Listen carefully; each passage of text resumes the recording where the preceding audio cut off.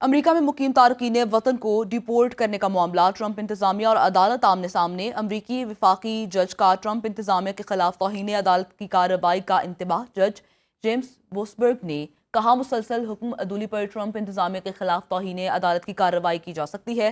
تارکین وطن سے متعلق فیصلے کی جان بوجھ کر خلاف ورزی کی گئی۔ عدالت اپنی مرضی نہیں بلکہ قانون کے مطابق فیصلہ کرتی ہے۔ ٹرمپ انتظامیہ نے عدالت کے روکنے کے باوجود وینزویلا کے 200 تارکین وطن کو ایل سلواڈور بھیج دیا۔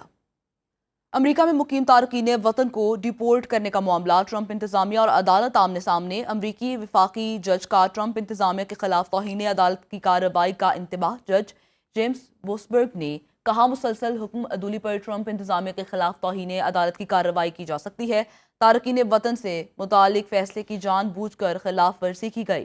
عدالت اپنی مرضی نہیں بلکہ قانون کے مطابق فیصلہ کرتی ہے۔ ٹرمپ انتظامیہ نے عدالت کے روکنے کے باوجود وینزویلا کے 200 تارکین وطن کو ایل سلواڈور بھیج دیا۔ انتظامیہ میں قابل اور بہترین لوگوں کا انتخاب کیا۔ 3 ماہ میں وہ کام کر چکے جو کچھ لوگ 4 سے 8 سال میں نہیں کر سکتے۔ امریکی صدر ڈونلڈ ٹرمپ کا وائٹ ہاؤس میں ایسٹر ڈنر کی تقریب سے خطاب۔ کہا، امریکہ کے سنہری دور کا آغاز 5 نومبر سے ہوا۔ 5 مہینے پہلے امریکہ کی وہ عزت، خوف اور دبدبہ نہیں تھا جو آج ہے۔ دوسرے دور اقتدار کے پہلے 3 ماہ امریکہ کی تاریخ کے بہترین 3 ماہ ہیں۔ ڈونلڈ ٹرمپ کا کہنا تھا کہ امریکہ کی خوشحالی کو بحال کر رہے ہیں، بارڈر کو محفوظ بنا رہے ہیں۔ 5 نومبر 2024 کا دن امریکہ کی تاریخ میں یاد رکھا جائے گا۔ ٹرمپ انتظامیہ کا محکمہ صحت کے لیے مختص بجٹ میں 40 ارب ڈالر کی کمی کا فیصلہ۔ امریکی اخبار کے مطابق ٹرمپ انتظامیہ وفاقی بجٹ اور صحت کے پروگرامز کے بجٹ میں کمی کرنے کی کوشش کر رہی ہے۔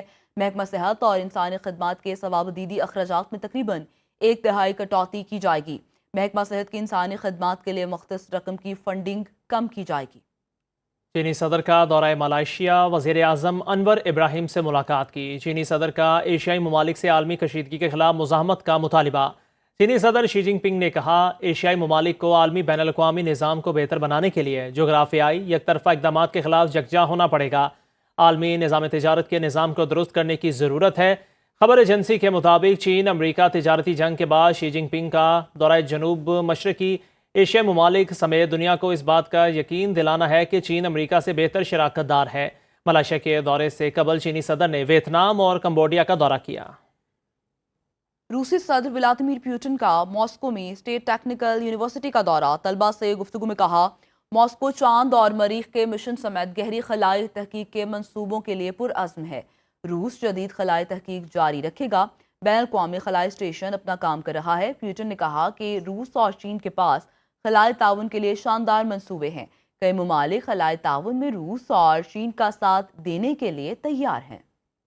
جنوبی سوڈان میں 93 لاکھ افراد کو امداد کی ضرورت ہے۔ 77 لاکھ شدید غذائی قلت کا شکار ہے۔ عوام کی بہتری کے لیے فریقین مذاکرات کے ذریعے مسائل کا حل تلاش کریں۔ جنوبی سوڈان کی موجودہ صورتحال پر اقوام متحدہ کی سلامتی کونسل کے خصوصی اجلاس میں پاکستانی مستقل نائب مندوب عثمان جدون کا خطاب۔ کہا، جنوبی سوڈان میں بڑھتے سیاسی تناؤ نے صورتحال کو مزید پیچیدہ بنا دیا ہے۔ قحط اور بیماریوں کے پھیلاؤ کو روکنے کے لیے اس مالی خلا کو فوری طور پر پر کرنا ہوگا۔ عثمان جدون نے مشکل حالات میں امن و ترقی کے فروغ کے لیے اقوام متحدہ کے جنوبی سوڈان میں موجود مشن کی کاوشوں کو سراہا۔